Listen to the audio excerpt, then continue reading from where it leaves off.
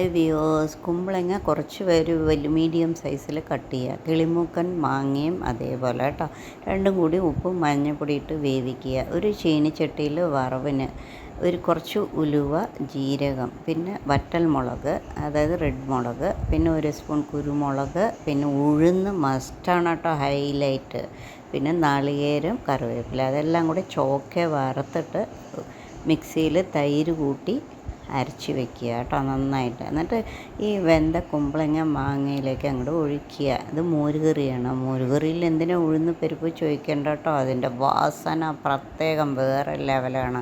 കടുക് വറുക്കുക, ഉലുവ, കടുക്, ഒരു വറ്റൽ മുളക്, ജീരകം കേട്ടോ, കറിവേപ്പില വറുത്ത് കൂട്ടുക. അടിപൊളി മോരുകറി തയ്യാറ്. എല്ലാവരും ട്രൈ ചെയ്യൂ, ലൈക്ക് ചെയ്യൂ, ഷെയർ ചെയ്യൂ, സബ്സ്ക്രൈബ് ചെയ്യൂ. ഉഴുന്ന് വറുക്കാൻ മറക്കരുത്.